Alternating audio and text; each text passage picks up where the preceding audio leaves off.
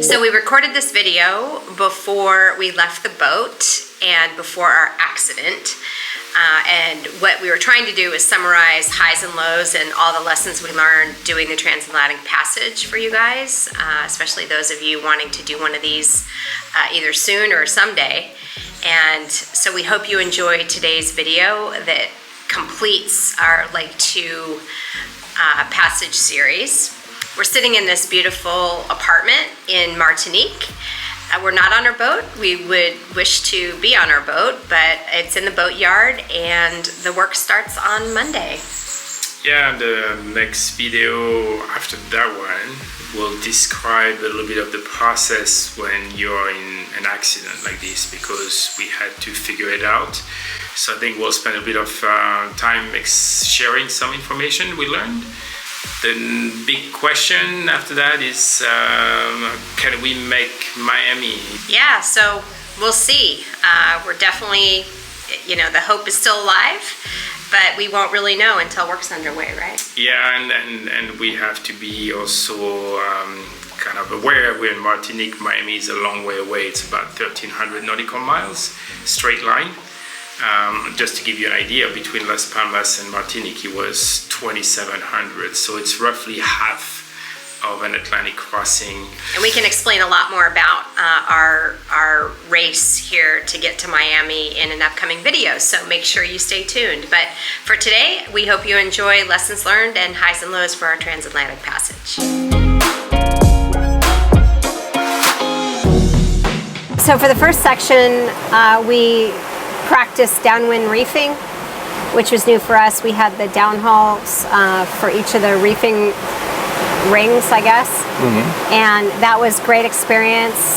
We have yet to videotape that for everybody, but we've been documenting it and trying to memorize it. The trade-off is it's more technical. There's more things to remember, but the trade-off is it's safer and less stressful, I guess is the way to put it. And so kind of the first part of the trip was some of that. The second part of the trip, we were trying to sort of avoid a wind hole, and there was a lot of sail changes. So it was up and down with the A2, it was up and down with the Code 65. We did the Genoa for a while. So it was great because we got to practice, the A2 hoisting, dousing, and jibing, which I think was really valuable experience. And Nikki rigged us a Martin breaker for an emergency release for the tack of the A2 in case we had to get it down really quickly. And then we talked through a letterbox maneuver, which is sliding the lazy sheet for the A2 through the slot between the boom and the mainsail and pulling it into the cockpit. So at least I felt like, wow, okay, we have a good backup plan, and we have a backup plan to our backup plan for the A2. Mm-hmm. Yeah. Any other thoughts on that portion of the trip? Yeah, I mean, we were in port tack, so very unusual. The sea states the boat was very much doing this because the waves coming from southeast. So it was not the most pleasant, especially as you kind of still in the beginning of your trip.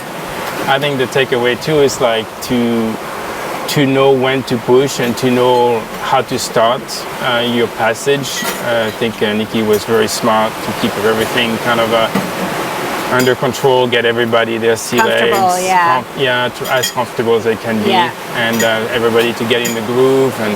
And I think it's knowing when to push, knowing when to maybe manage the situations, engage the crew. So it's a lot of things to manage. It's a long journey. Yeah. And so I think to start well is important. Yeah. And then and we clocked a lot of miles in that second section because while we were avoiding the wind holes, there were areas where we got a lot of wind as well. So with the Code 65, we were able to really put the miles in. And then the third phase has been kind of chill. We put away the Code 65.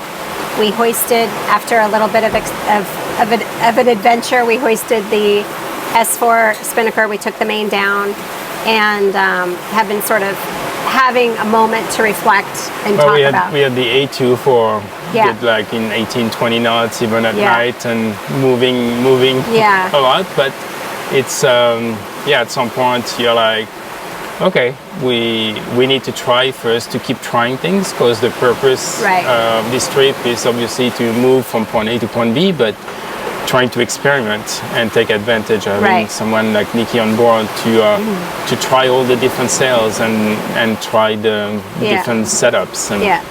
We ended up sailing actually 3,008 nautical miles in 15 days, 22 hours. Wind average over the trip was, over the passage, was 13.3, and boat speed average was 7.7, which is pretty damn good. We saw wind up to 29.6 max, and boat speed up to 21.2 max. So that's just, I think in general, what was amazing, I think to me, is like the 200 nautical mile a day. Like if we had great wind conditions, that was easy to do, like 200 plus.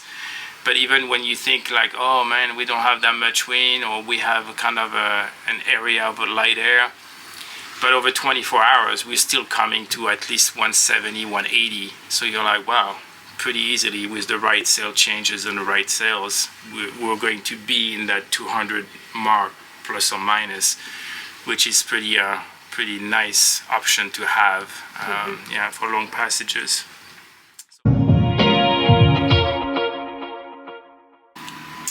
Highs and lows. Oh, highs and lows. Oh, one high, one low. And something you learned. The biggest thing you learned. And the biggest thing I learned, okay,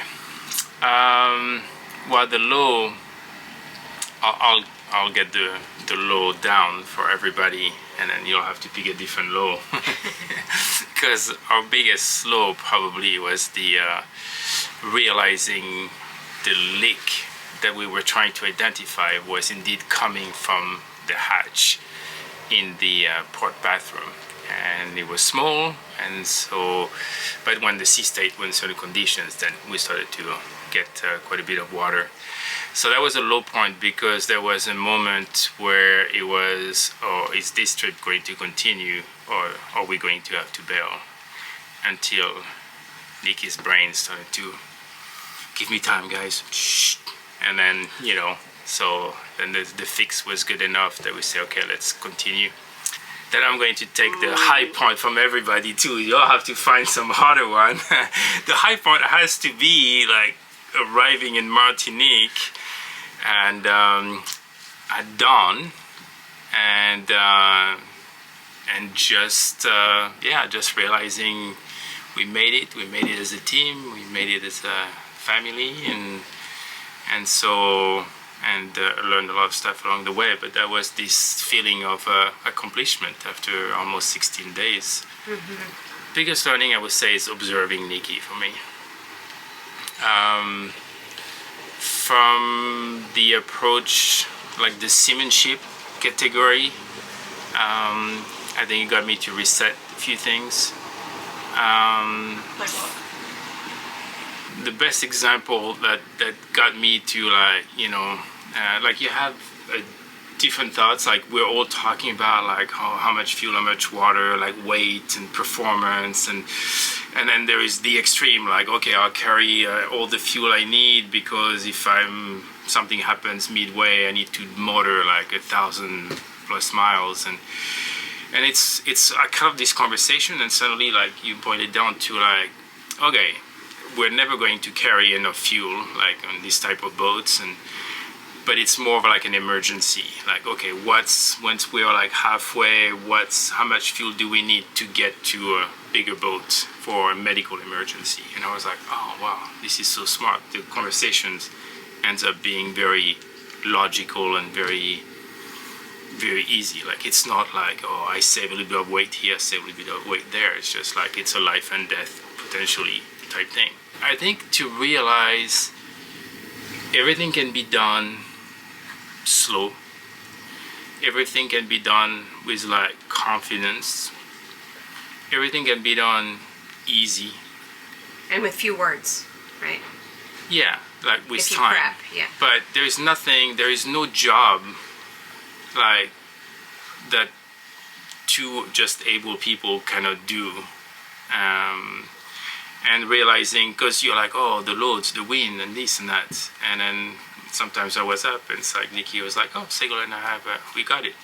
And it's like, oh, just do the things. And so, you know, sometimes we feel like, okay, everything has to be muscle up, it's windy and stuff. But if you have the right procedure and have your boat set up the right way, then everything can be no drama, no muscle needed, and just get the job done and move on. So, like, going fast is not like, how can I say, going fast over a passage. It's more about knowing what sails to put when to reef, when to unreef, how to properly trim your sails quickly, and that's to always be at the 80-90%, and but to continue to keep that constant of always wanting to optimize and realizing that. And people might say, oh, you know, I'll use the symmetrical spinnaker, but for every condition, the boat is happy with the right amount of sails, and so you kind of want to do this. Sure, you keep moving, but when you have the right amount with the right sails and the right trim, just the boat is happy, and you just feel it, and it's just, you sense it, and I think it's good for everybody. So, so observing all this, the mastery at work. Okay, so I think the high point was the dolphin escort. Oh yeah. When we arrived, because I was writing a blog of the trip, and I said, you know, the only thing that would make this fully complete was the dolphins, because we were sent off by dolphins out of Las Palmas. Yes. And so I thought, oh, that would be so cool if the dolphins came, and they actually did come. So it was like, ooh, I don't know, it just gave me this sense of being really connected with nature. So it wasn't the actual dolphins, I think it was just the sense that I felt really connected with the boat, I felt connected with nature, I felt connected with, you know, you like to feel like there's a bigger plan. So I felt like the sea was taking care of us. I don't know if that makes sense. Yeah, so I want to talk about the quad. The quad was definitely a high point for me too. If I can get 2 high points, that would be the second. Because it was at that moment where I realized, whoa, how much stuff did we learn? Because we did them all back to back, and it actually went okay. You know, I consider the quad like our final exam in the Nikki Henderson, you know, sailing academy or school of sailing or university or whatever. I like, that was awesome. That was a huge high point for sure. I would say the low point was when you guys wrapped the sail and you didn't wake me up. I wasn't like bummed about the sail being wrapped. I was bummed I didn't see it. I think that says a lot about the trip. You know, I didn't feel scared. I didn't feel, certainly you're humbled by the experience, but I wasn't, you know, I felt comfortable on the passage, and so I wasn't anxious. And so I guess that's another observation, is if that's the low point, then the whole thing was really good. I think the lesson I learned was a little bit related to what Stephane said, brains over brawn, which means I feel like I can do many things on the boat, and I can do them confidently. And I think having more confidence is also a safety measure.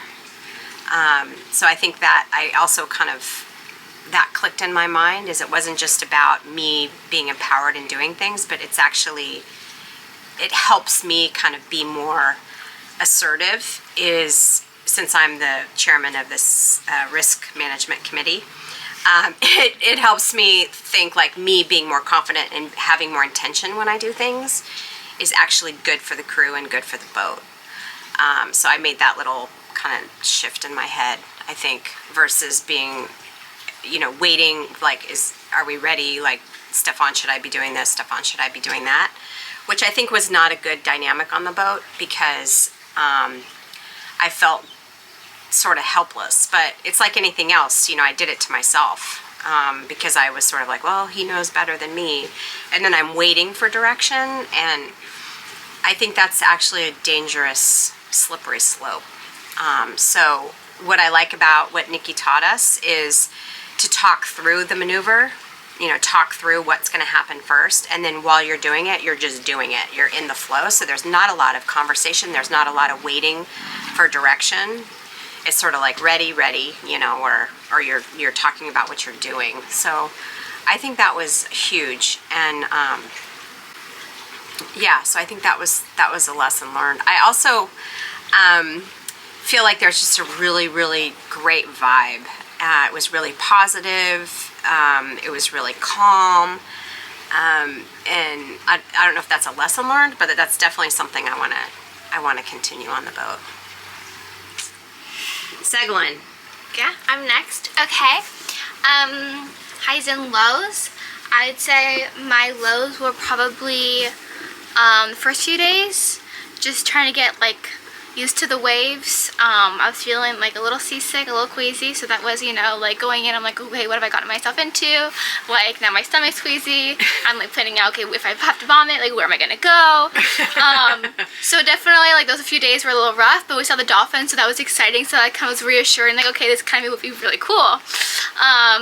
And probably my like other low was like halfway point, and when we got on the trip, like, it was exciting to be like halfway, but at the same time daunting. It's like, okay, another like few days of this. It's like kind of like, had to like think that, like, how to rephrase that in my head to make me positive about it, because I don't want to miss out on like the experience of like we're out in the middle of the ocean, so that was pretty cool. And you couldn't leave. Yeah, no, you had to like just accept it and like be happy. Yeah, That's a really good point, actually. That. Yeah. Did the disco ball help? The disco ball, the little parties were a lot of fun. Yeah, so it was like something to break it up, the routine, so it was fun. Because I think like for me, like what affected me so much was like I wasn't used to like the waves, and like being up front, like I would wake up being bounced off my bed, so I wasn't getting a lot of good sleep. So I think I was like trying to like figuring out like why I was so upset, and like, oh, okay, I'm not sleeping well, like that makes more sense. And now I can like accept not being like 100%, because I wasn't sure like why am I feeling so crappy, and it's just like exciting that to like the boat itself, but it wasn't like the boat. I think the trip was actually really cool. It was the sleep. Yeah. So like figuring out what the root problem was. That's a good point. Yeah. The high, I would say probably the dolphins were really cool, and then the glowing plankton. Because the first few nights, like on the night watch, I like come up and like the red lights are on, like the ocean looks really creepy. I'm like, okay, oh my gosh. And then I'm just sitting up on my little watch, and I just see like the little glowing in the water. I'm like, wow, okay, it's not like it's magical. It's not terrifying. Yeah. So yeah, so that was nice. And what did I learn? I mean, definitely being on watch with Nikki taught me a lot, so that was fun. And so I learned like the names of stuff, and like actually, because like we would go on like outings and stuff, but it was more like, a day trip. I'd be chit-chatting most of the time, or like pull this rope, ease this rope, and that was the majority of it. But like I actually learned like the sail names, and don't quiz me, but and like what like ropes are for which part, and so that was pretty cool. The knots. Yeah, I learned 2 knots. That was fun. Like instantly. It's annoying that you learn ropes that the knots that fast. Yeah, but you were climbing on the roof and doing the preventer in the middle of the night. Like those are big things. Yeah, so that's super empowering, and you must be really proud of yourself. Yeah, so it was really cool. Yeah, cool. I'm glad I came. Good. So low point. I like to get this out of the way too. You can see the optimists in the room. My low points, it's like a repeated thing, but my low point is typically, and was again this trip, normally when like something has swung my headspace into like a negative trend, so maybe I've not said something the right way, and I wish I could go back and say it differently, or maybe I'm missing home, or I'm thinking about something not positive, and those are really strong for me, those like low moments. Anyone who's sailed with me for a long time will know those moments. because they're really hard to get out of when there's no distraction, and you don't really want to like burden anyone else with your problems because everyone else has got their problems. And you know, just navigating how much do you share of feeling low, and how much do you work through alone. And yeah, so that can be quite difficult at sea. But happy to say I've got better than I'd had. The last 10 years have been formative in that journey. High point, probably the last maneuver we did. The quad. I love the quad. I love it when you get a group of people who, as a four, have never worked together, all come with all this different experience, and you get to the point where the machine is rolling, and I just love that. And everyone was just doing things, and you'd look left and you'd look right, and so everyone had found a job, and if they didn't, they were looking at you to tell them what to do, and it just felt like we were like a unit. And it's so satisfying, and in that and then I'm seeing, wow, like the confidence of Holly or Stephane trusting Holly, or you know, looking at sail trim in a different way. I can see Segalin like already at the winch ready to pull the line that she didn't even know existed 2 weeks ago. Like those kind of things are so, it makes me feel proud, and it just feels great. And that's like, I think why I champion this idea that like you don't have to have this sort of steep hierarchy where one person conducts everyone else, because it doesn't feel so fun. Like if you have everyone rolling in a team, I said an analogy like a football team or a sports team, you know, no one's conducting, everyone's just their own individual player in the team, and you're just working as like a flowing unit, and that feels great. Well, I actually laugh because I actually learned one thing Segalin taught me, which is that if you're going to vomit inside this boat, the compost tunnel is a really good option. And that was just such a good idea. Oh, it was such a good idea. I was totally planning safe. it out. Yeah, because I was totally like, okay, that's bouncy over there, and the bathroom's like the stairs, I'm gonna fall if it's wavy, you know, those things kind of like gross, you have to clean it up. Compost. Yeah. But the other thing I learned more seriously, so one thing that was massive to me, I've been on boats tons with people who are filming and taking photos and some YouTubing, and this boat was by far the most accessible when it came to filming. And so I started getting into it because it was a camera, all the cameras were like easy to turn on, it was like one button maximum, you know, and they were always out on the table, and there was nothing complicated, and it wasn't big and heavy. And I just think for anyone who wants to make any sort of footage or take photos on their boat on a crossing, and you don't have to be like a YouTuber, you know, with that label to do that, then make it accessible, because yeah, everyone just gets into it. And it's really cool because now we had some input into the footage, and which becomes the memories. That was really great. Yeah. Yeah. Because we talk about the wrapping the symmetrical spinnaker, and Nikki was the most excited. Like she was like, and I think it comes from like you keep being a child on the boat, like you want to experiment. Yeah. You're curious. You're like, oh, how low can we get low? And it's like, yeah, you get into the groove. Like, let's test this. Let's full main. Let's try it. And I think it's a good lesson for everybody. You is like, hey, this is part of sailing. This is part of like learning, experimenting. This is cool. We got it on whatever, untwisted. We got it back up, and high five. We're back on. Kind of Because like everybody's going to twist a sail at some point. yeah, and Yeah. and you know, so I appreciate that. Yeah. You know, you have kind of like this humility, and you're like, it is what it is, and Yeah, and if you want that relaxed vibe, like, because like the word vibe, we keep saying we want to carry on this vibe, and you're like, how do you make that relaxed vibe? And I think ultimately it comes down to getting rid of like leaving fear behind. So allowing mistakes, basically. And not mistakes. using language like right or wrong. No, totally. Like you know, an example was when I was teaching you how to downwind, to jibe with the spinnaker and drive, and you got on the wheel and you were nervous, you know, like a little shaky, which lots of people are, and Well, if someone is a little unsure about how to drive, and then the very, very first moment that they go slightly too high and the spinnaker collapses, which is like pretty, it's okay, it's a little collapse. If someone else says, what did you do? They're saying, because they're afraid, and now they've made the person driving even more afraid, and now it's become stressful, just like that. One moment, one comment. But if in that same scenario, the person not on the wheel says, no problem, turn a bit further downwind, that's what happened. It's like leaps and bounds one way or the other on one reaction. It changes your breathing. Yeah. Like when you were saying, no problem, just go a little bit higher, you're doing a good job. I just was instantly centered. Yeah. I felt like I could breathe and like work through it.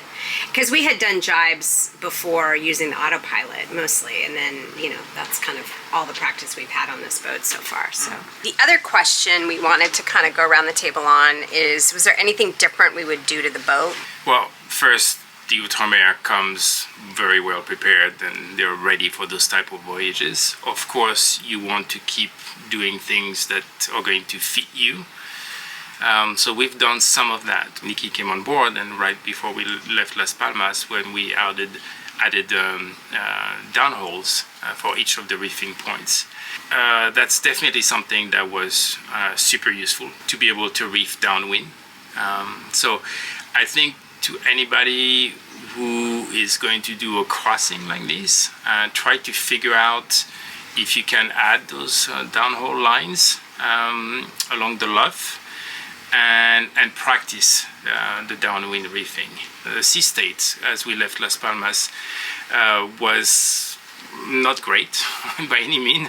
It was windy. It was not good. We needed to reef, and turning into the wind would have added a little bit of drama, unnecessary drama. That's probably the one thing I would say that to put high on your list of things to rig and practice before leaving on a passage. Yeah, and the thing I want to add about the downwind reefing is it's more technical. There's definitely more steps to do, but I think it's worth it. So while it's a little bit more of a process, a little bit more steps, and takes more practice, I think the risk it reduces by going upwind in those kind of sea states, it's completely worth it. And just we have a little gift, parting gift with Nikki. So we had our flags up the mast for the whole trip. So that's the only British flag we could find. That's great because it gives us space to write on it. This is from Awen. To you, Nikki, as a gift and a memory, and thank you so much for everything you've done. The welcome you made about. Am I doing that right? Oh, I have to whatever. curtsy. Oh.